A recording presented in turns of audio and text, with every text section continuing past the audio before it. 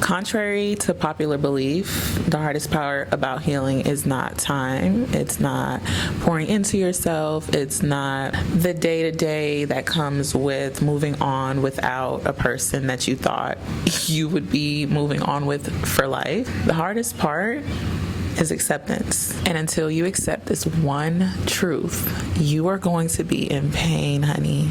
And I say this so confidently and with such certainty because I've been there.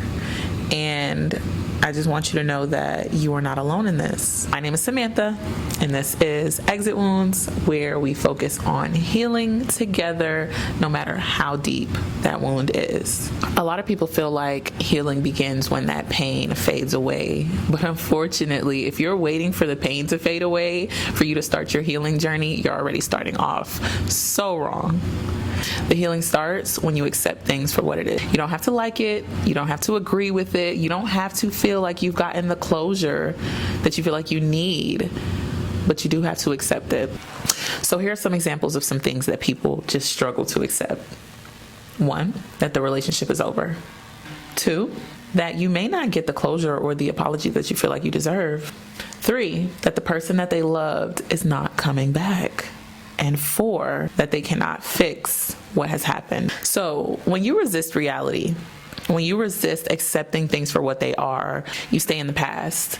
You keep yourself in a loop, replaying what ifs. What if I did this? What if I did this differently? What if this happened? What if, You can sometimes look for signs. You can create signs that are not there to kind of validate what it is that you feel. And some of the most common avoidance tactics that I have seen, and that, again, I have done myself. Number 1, stalking the social media.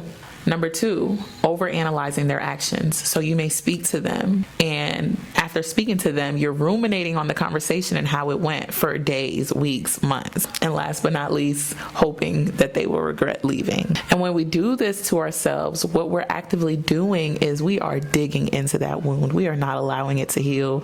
We are just reopening and reopening and reopening the wound. And we're not doing much to help ourselves in this situation. It's really counterintuitive. Like, you want to heal, but you're doing the exact opposite of what needs to happen so that you can heal. And this is why I say acceptance is power.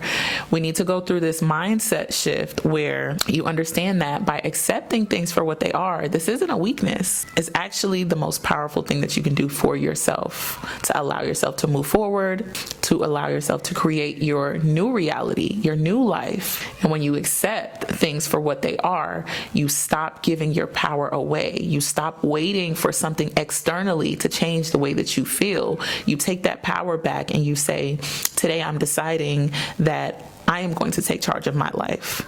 I dictate how I feel. No one else. Not their actions, not their words, not their thoughts, what they potentially feel, do they regret? None of those things. You take that power back. In my situation, I held on to hope for a long time. Sometimes we wait for closure when the disrespect is the closure. Right? The lack of accountability is the closure. The lack of care for your feelings is the closure. But it's like we put ourselves on the back burner in hopes of saving the relationship, or we make excuses for the person. We try to figure out why is it that they're acting the way that they're acting. But that is not your responsibility to figure out. Your responsibility is to set boundaries. And when someone treats you in a way that you do not want to be treated, it is your responsibility to stand up for yourself. And I feel like a lot of us betray ourselves in the name of love. We say, oh, well, they're just doing this because of this. Well, they're just moving this way because of this. None of that matters, honey. None of that matters. So I'm going to give you a 4-step plan on how to accept reality for what it is. Step 1, call it what it is. We're not going to sugarcoat and we're not going to make excuses for people. We're going to look at their actions and call it what it is. That's step 1. Step 2, you're going to stop seeking the why. We're not trying to understand this person and why it is that they are moving the way that they are moving. Again, that is not your responsibility to figure out. That is on them. All you need to know is what they did to you, how they treated you. Understanding why it is that they chose to do what they did will not erase that pain. As much as we would want it to, it doesn't. Step 3, cut off what keeps you stuck. If that means that you need to cut communication and go no contact, if that means you need to mute their page, block their page, unfollow them, that's what we're going to have to do. All that's going to do is maintain the fairy tale of what if. When you're constantly seeing what this person is doing every day, you are maintaining the fantasy in your brain that, maybe one day we'll meet up here. Maybe one day we'll get it together. In step 4, we are reclaiming your energy. You're going to shift things. It's not going to be, what is he doing? What is she doing? Why are they It is, what am I doing? How can I become my best self? How can I pour all the energy that I've been pouring into this person back into myself? Imagine if all the energy that you put into ruminating and questioning and hoping that they regret things, and if you put even a 1/10 of that energy back into yourself, can you imagine the person who you will be on the other side? I know this isn't easy, and I know sometimes it's even hard to imagine letting go of that person. We want to avoid letting go of that person because it's scary to us. Like, what does life look like if I'm not worried about this person anymore? It's scary. It's a foreign concept.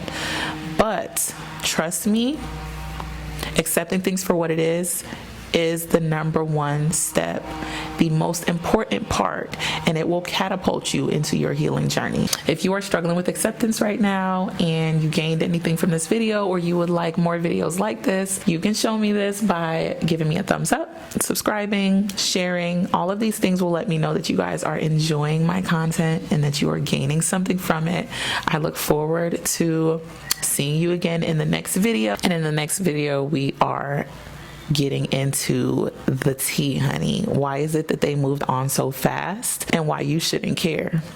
Love y'all.